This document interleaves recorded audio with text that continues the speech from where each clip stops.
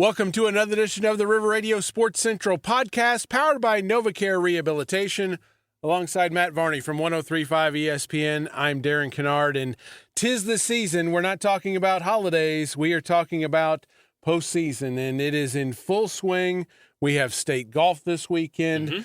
We have soccer gets into regional play, tennis into sectional play, and a whole lot of football playoff implications this week, with volleyball just around the corner as well. Yes, and in fact, last night we saw our first bit of regional action for soccer, Pinckneyville and Vienna-Goreville at Massac County for the immediate region at least, and Pinckneyville wins that one. But, it's postseason time. I came into the office today to do sports anchoring, and I was like, oh my gosh, there's boys soccer regional play and everything, and hopped on to IHSA, make sure I didn't miss anybody else, and just, man, it is a fun time every time this year. Around this time, mid-October, we're in full swing, and it's time to go. And we'll talk about football in just a minute, because this may be overboard, but maybe not. I don't remember a bigger regular season week than what we're going into. I've been here for almost 8 years, and I would have to agree. This is probably the biggest week in the area for a very long time now, and just the fact that you have so many conferences that are going to be decided, and then on top of that you have rivalry games, and then teams that maybe don't have a rivalry, but this week it's a rivalry because they're both fighting to get into the postseason, and if you lose, you're out type of deal. So it is a huge week this week. It seems like every single game, not that every game isn't important for a lot of teams, but it feels like nearly every single game this week truly has some form of implications that if you don't win, man, you just missed out on something. And, you know, when you look at postseason, we're going to talk about volleyball. The pairings came out last week. We record on Thursdays. And so same with the state golf. They are going to tee off tomorrow in Bloomington and Decatur, the boys and the girls. So won't have any updates here for the podcast, but we talked about the local teams and the individuals that advanced. When you look at the volleyball, conference title's been up for grabs. We've seen Nashville win the River to River, Mississippi. Yep. We've seen Massac County sweep the Ohio. Right. Carbondale took care of business in the South 7. And then tonight, the Biggie and the Black Diamond East, it's Fairfield at Carmi-White County for that for that conference title. And that just, again, all sets the table for what's ahead in the postseason. Yeah, conference titles are always fun, and especially when you do get a chance at the end of the season to fight for them against your main competition, which we're seeing here. That's what we're alluding to with football this week. But when it comes to other sports also, you know, it doesn't always line up that way. And sometimes you end up playing the team that's at the bottom of the division or conference that you're in, and you just got to pick up that win. But when you get that chance to say, yes, we absolutely won that against the other team, that's how we ended up getting it. Man, those are the games the matches that you remember, because these are just 17-year-old kids, remember, 16, 17-year-old kids that they're going to remember that the rest of their life. They're going to be talking about it. Oh, yeah, I had this crucial moment in the volleyball match or the soccer match, whatever it is, that they remember these moments. So when you get a game like this, you got to try to make it out to see them.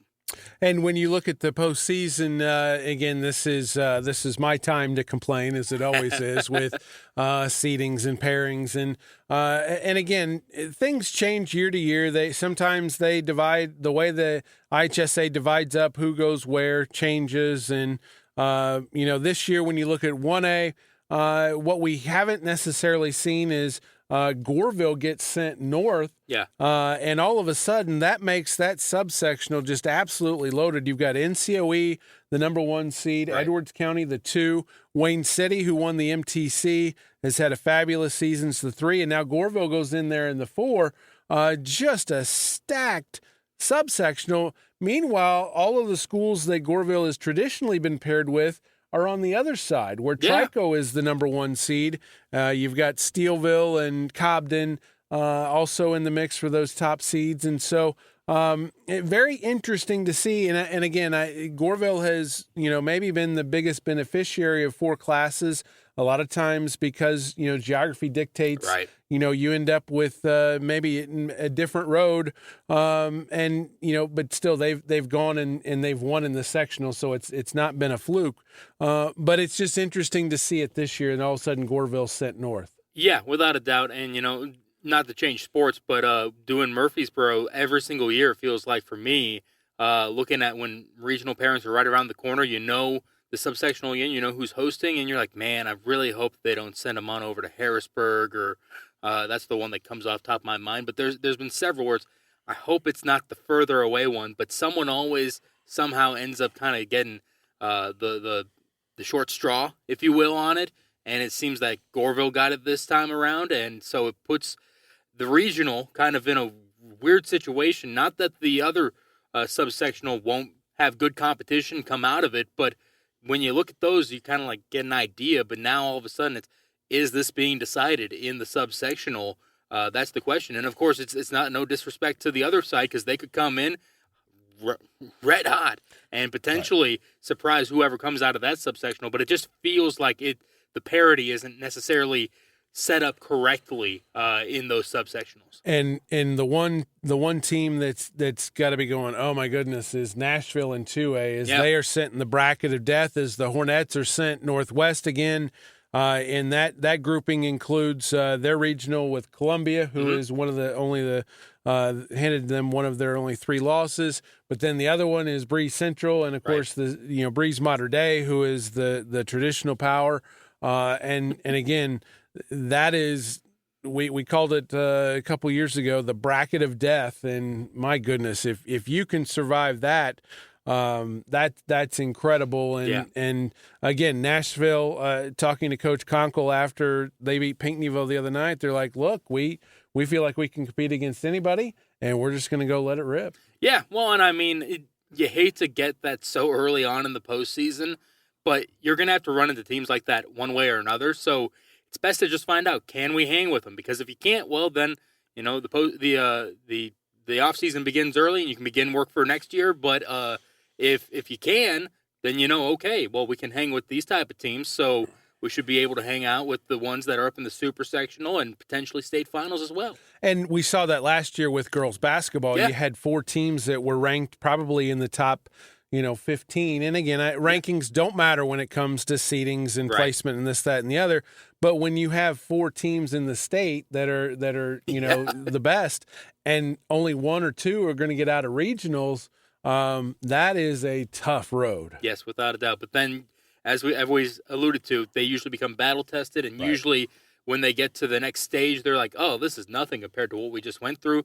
And they find it not easy, but a much clearer pathway usually to get to the next stage. And Nashville navigated that last year in girls basketball, and a lot of those girls are the same girls that were a part of that championship team, or a team that ended up reaching the state and finishing second. So certainly an experience that they are not lacking with familiarity. Which is so interesting in high school as well, because in professional sports, you don't get to usually say, we have this experience from something in a different sport. Usually it's just, well, we tried this year, we'll go ahead and try it again.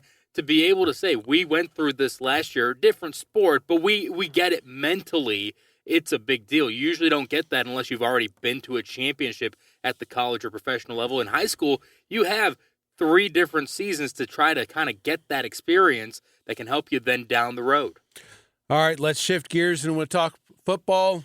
Through 7 weeks, went through and kind of developing that playoff picture. And when we go through this, we run scores from basically the LIC, which is to our northeast, to the Southwestern Conference, which is to our northwest, the Metro East area, and then all points south. So when you hear some schools that you may be like, hey, well, that's not necessarily our neck of the woods, but especially in 5A, it might be teams that we end up seeing for our immediate region teams. But so far, we have 16 teams that have clinched. And remember, to clinch a playoff spot in the IHSA process, you have to have 6 wins, or you have to win your conference championship if your conference has 6 teams. If you're like Cahokia is a conference champ, that didn't get them in. they're in because they're 6-1. So 7-0s and 6-1. There are 16 of them. What I found remarkable is there are only 3 teams throughout the entire region that are what they consider playoff eligible with 5 wins. And that feels like, again, a very small number comparative to where we've been in past years. Yeah, just a bit. I mean, it's week 8, so things really, week 7 and 8, you see things just accelerate a bunch as the teams that really need to get those wins get in. So I would suspect we'll see a lot more next week. We usually do. But nonetheless, I mean, that feels a little low right now. But those are the teams that are right there on the edge, and they're like, we got 2 games left. Are we going to be the ones that make it in, or are we going to be sitting at home come November? And as a result, with only 3 at 5-2, there are 21 at 4-3 or 3-4. And so I always label these work to do if you're 4-3. Right. And if you're 3-4, you've got a lot of work to do. Yes. Basically, you've got to win out. And in some cases, you got to hope to get some help. But because, again, just to maybe re-explain how the IHSA does the playoff picture is they take the top 256 teams. Right. And so all the 9-0s, all the 8-1s, all the 7-2s, all the 6-3s, they get a number. And then however many's left, that's how many 5-4 teams get in. And then they go, the tiebreaker is the playoff points. Right. And that's the total number of wins of your opponents. And, last year, all 5-4s got in, right, which is a rarity. Yeah. So you can't bank on that. We've got some teams that if they get to 5-4, are probably going to be sweating on pairings night. I would suspect as much, and it feels like the past couple of years, it's only 1 or 2 5-4 that don't make it in. And in recent times, we did have a 4-5 team even make it in. I don't think around our area, but in Illinois for sure. But it's definitely something you want to get to 6 because so if you're sitting at 3-4 right now, you got to win out without a doubt, obviously. But even then, it may not be enough. It comes down to just how good your competition is at that point, because that's where it comes down from playoff points. Let's take a look at the unbeaten teams. You got East St. Louis, Chester, Casey Westfield, Bree Central, Cecil Waltonville, Olney Richland County, and Altoff. And those are in order of playoff points. No surprise, East St. Louis has got the most playoff points, and they're 7-0. But then you look at the 6-1 teams. These are playoff clinchers as well. Waterloo, Johnston City, Edwardsville, Cahokia, DuQuoin, Carmi-White County, Nashville, Murfreesboro, and Triad. And then on the playoff eligible teams, those are your 5-win teams. We've got Carterville, Columbia, and Roxana. And so those are basically winning in. But even if they were to lose their last 2, they still have a shot to get in. Right, exactly, without a doubt. And I mean, that kind of goes back to, we were talking about Benton, West Frankfort last week about how they both went in 3-3 and how specifically for Benton, when you look at their schedule, they had Harrisburg week 9. They needed a win last week. West Frankfort has a little bit more softer landing on the end of the season. But still, now they're sitting at 3-4, and they might be sweating it out even if they win out, like we keep referencing. Yeah, I mean, West Frankfort, for example, is 3-4. They close at AJ and at Sparta, which neither team has a win. So You've got to feel like the Redbirds have a good chance to go 2-0. But they're sitting at 24 playoff points, and they're not going to get any from those teams, and so they've got to hope for the Bentons, the DuQuoin, Nashville. That's only 1 point. They're only going to get 1 point out of that. So, and even if everybody that they've played so far wins out the rest of the way, which I don't think would be possible, but let's say that it was, they'd get a total of 14 points. So they'd be sitting at 38, which is okay for playoff points. You probably get in with that, but it does feel like one of those. If you get to 40, usually is where you're feeling safe. Yeah, and so Frankfurt's one of those teams that's in a spot. Red Hill, the future Black Diamond member, is at 4-3.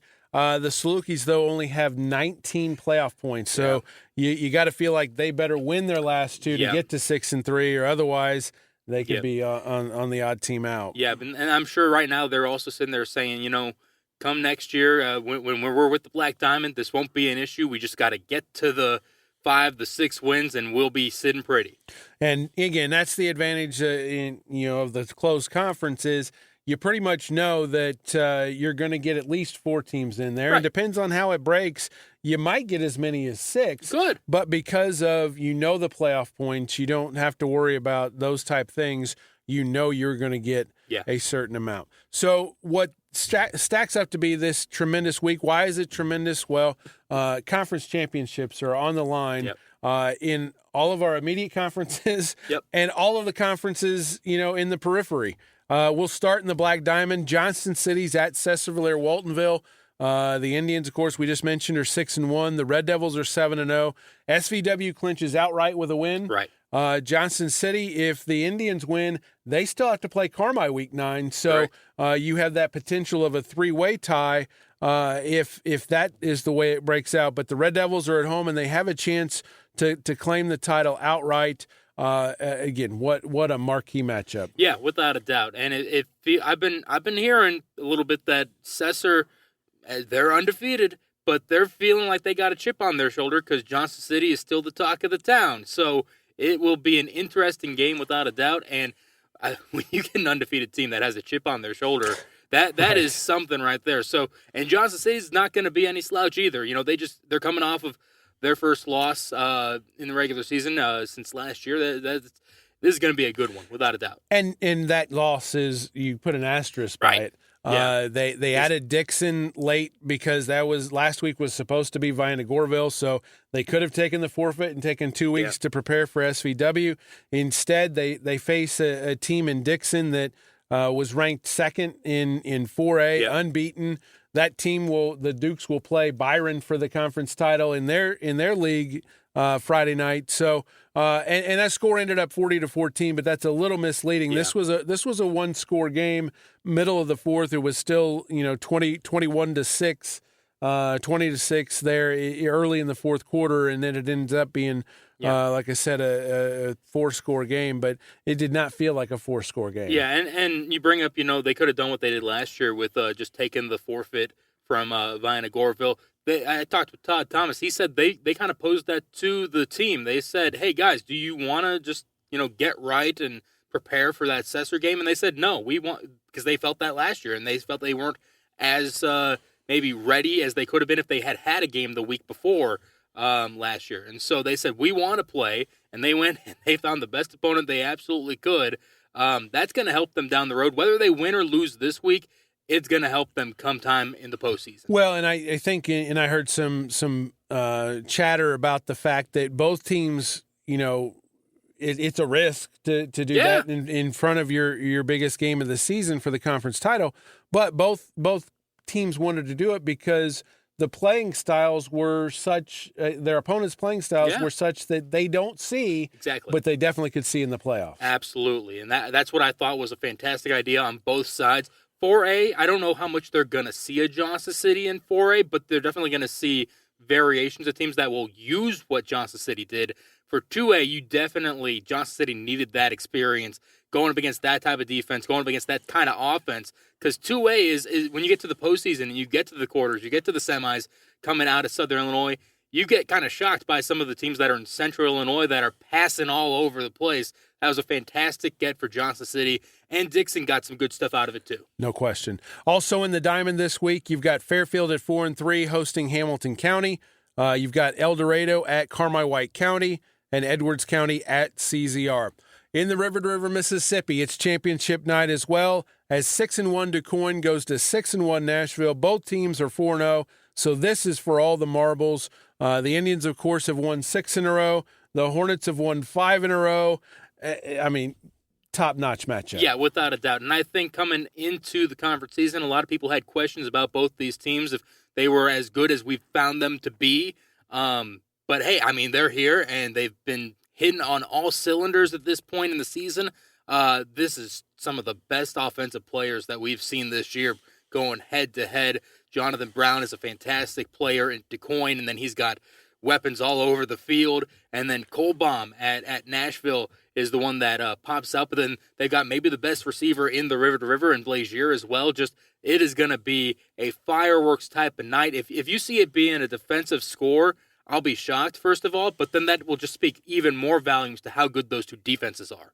No question. The Benton Rangers kind of found their mojo last week, beating West Frankfort in the Franklin County border war there, 62-18. So Benton gets to 4-3. They're at home against Pinckneyville. And then the other game is West Frankfort at AJ. Again, that's must-win for Frankfort. And really, I mean, must-win for Benton because, again, they likely have the playoff points, but you end with Harrisburg, which is going to be a good matchup. And, again, you'd much rather go into the postseason at 6-3 and take your chances on your first-round matchup. You go 5-4 and – who knows what you're going to get. Right, exactly. And in 3A, which is where Benton is at, you get, everybody at the top of their brackets are always good, but 3A has some historically good. You could run into a Byron. Well, you wouldn't run into a Byron per se, but you could run into a Tolono or somebody like that. And you don't want to see them first round. You don't really ever want to see them, but specifically the first round, you give yourself a shot at least if you're kind of in that 11 to 13 range in the season. You give yourself a chance to go on the road and pull off an upset. If you're in that 14 to 16 range and you're pulling off against one of the historically good 3A teams in the postseason, not saying you can kiss your season goodbye, but you can kiss your season goodbye. On the Ohio side, championship night. Again, theme developing. You got Murfreesboro at 6-1, at Carterville 5-2. The Red Devils have been spectacular since that season-opening loss to Carbondale. Obviously, you've had a front-row seat for that. They're going to Carterville, and Brett Dial's Lions have certainly found the right formula as the season has gone on. They had that ugly loss to Benton to open the season. The only loss since then was at state-ranked St. Joe, which is certainly nothing that you sit and go, oh, that was a terrible loss. So this is another fantastic all the marbles for the Ohio. Yeah, without a doubt. It's one that people have been looking forward to for several weeks, honestly, if you ask me. Murfreesboro, they had that loss to Carbondale. They played Benton pretty well, but for the most part in this season, people have been saying, how good is this Red Devil team truly? And they played Harrisburg very well last week, but you ratchet it up again this week. It's another team that you're probably going to see a team like this in the postseason. So it's time to prove if you can handle with the Carterville Lions. Meanwhile, they're kind of in that spot where the Lions have been playing very well this season, aside from that Benton opening game. And I think they're looking for a game where they can kind of put their signature on it and prove that, we are this good. So this is going to be another explosive matchup without a doubt. I wouldn't be surprised if it's a touchdown game. And honestly, that score last week was probably the biggest eye grabber is Harrisburg or Murfreesboro over Harrisburg, 47-13. Not that Murfreesboro won; that wasn't necessarily a surprise. But I mean, it was a dominant effort from the get-go. Right, without a doubt. And Harrisburg had some issues, but it was also the first time that we saw Murfreesboro since week one, since Benton, that they kind of had to deal with some issues. It had been a month since they played Benton, and so they played some of the lower tier teams in the area, and they went up to Madison to play a 1A school. So it was a team that it wasn't a size school that they were used to playing, a team of that caliber. So they had to kind of get used to that, and they were dealing with some penalties. They were dealing with Harrisburg actually driving against their defense, which they hadn't had to deal with for about a month now. So it was interesting to see how they responded to all of that. But at the same time, Carterville has beaten Harrisburg, so you can probably take the transitive property there and say you're stepping up a little bit here, and it's time to find out, are you able to keep that going against a team that is, by all means, considered a little bit better than the team that you saw last week. And Tyjair Kellum's been fantastic. 5 more touchdowns last week against Harrisburg, and so again, just a chef's kiss for the matchups, in both river to river, both sides. I'm pretty sure he's up to 20 on the season touchdowns. Wow. Yeah, he had 5, I think, last week. 5. He's had the past 3 weeks a total of, I think, 13 or something like that. He has been running roughshod. Now, the South 7 was decided last week when Cahokia went on the road and beat Centralia. This week, you've got 2 rivalry games with significant playoff implications. Yes. You've got 3-4 Carbondale at 4-3 Marion. You've got 4-3 Centralia at 3-4 Mount Vernon. And I know the conference title is not in the mix. That would be the only thing that would make these matchups any better. Right. But considering what's on the line, it's Rivals Week in the South 7. these are fantastic matchups as well. Oh, absolutely. They're all interesting teams.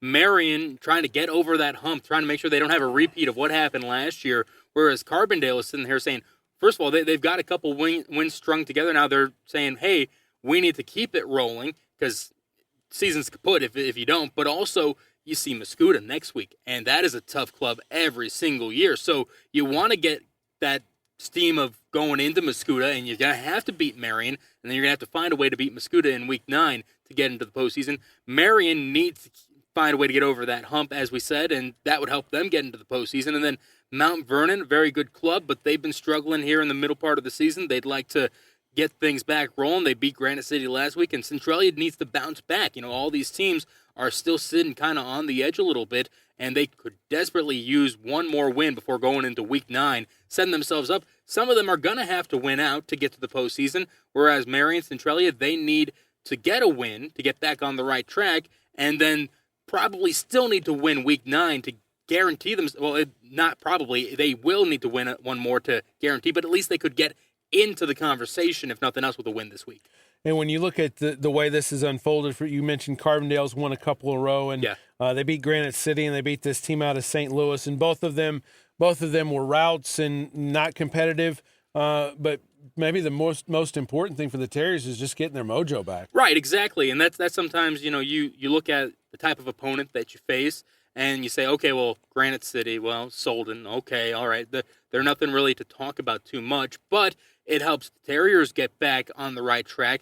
You've got to remember, their quarterback's a sophomore, so now he's got a little bit of confidence behind him. He's got a fantastic receiving core. The line is good. The defense isn't too bad. It's a pretty good situation to have winning 2 going to Marion in Week 8 in a big emotional type of game. For Carbondale, those 2 wins are priceless. So I wouldn't be surprised if they look very much the part that people thought they were going to be after winning over Murfreesboro this week.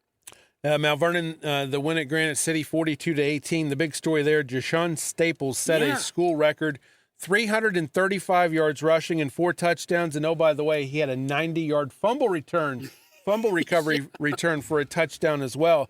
I hope he had a comfortable seat on the bus on the way back, because that young man put in some work. Marion put up 38 at Collinsville, but it wasn't enough as the Quahog ground game really churned things over, and Collinsville won that game 48-38. And we mentioned that Cahokia went to Centralia and won 28-17. So just some great matchups in rivalry week in the South 7. We mentioned conference titles in the surrounding, the outer bank, so to speak. Yeah. In the Cahokia, you've got Redbud at Chester. Redbud has a chance to grab a share potentially. Yep. Chester unbeaten, trying to keep that ride going. Other games in the Cahokia, Illinois, Carlisle at Westland, Dupo at Sparta. Championship in the Mississippi up for grabs is unbeaten, and number 1, Bree Central hosts Columbia. Columbia trying to get there as well. Columbia's lost to Roxana, but Bree Central beat Roxana last week. Yeah. So there's the situation there. You got Freeburg and Salem playing out the string in that one. In the Little Illini, it's Casey Westfield at Richland County, and if you go back and rewind this, that's 7-0 versus 7-0 for the conference title in the LIC. Yeah, that'll be real interesting. That's a size discrepancy right there. But people, even though they're undefeated, and they beat Mount Carmel, people still are doubting Richland County. I still am listening to people, and they're saying, I'm not too sure about them. They've put in the work, clearly, to go from an 0-9 season to potentially undefeated. They still got 2 more games, obviously, to get there, but to be 7-0 right now is pretty fantastic after going 0-9 last season. And they didn't really make too many changes whatsoever either. So this will be a good test for the Tigers and also for Casey Westfield, because, again, that's a big size discrepancy right there, whether it's proving that, yes, we really are this good because we just beat Casey Westfield for Richland County, or Casey Westfield saying, hey, look at the team that we just beat. One way or another, this win is going to be a good one for either of those teams. And both teams obviously have beaten Mount Carmel, which Mount Carmel's down at 3-4. It's not. This is a team that's probably a year or 2 away. But Casey, the score last Saturday night was an eye grabber. Yeah. Casey Westfield beating Mount Carmel 50-14, and that's just something you don't see. No. The Aces at home against Marshall, must win. Robinson in a must win at Paris. Lawrenceville and Newton playing out the string. Mississippi Valley is just a crazy mess. Last week, Highland beat Triad, so you've got 3 teams sitting there with 1 loss. You've got Highland, you've got Waterloo, and you've got Triad. And looking at the games, it's Mascoutah at Waterloo is the best matchup. You mentioned Mascoutah. Yeah. Mascoutah is at 3-4, and so they're having to win to get in. So that's going to be a battle to see how that one shakes out. And then in the Southwestern Conference, you got the biggie Edwardsville at East St. Louis. Edwardsville 6-1, Eastside at 7-0.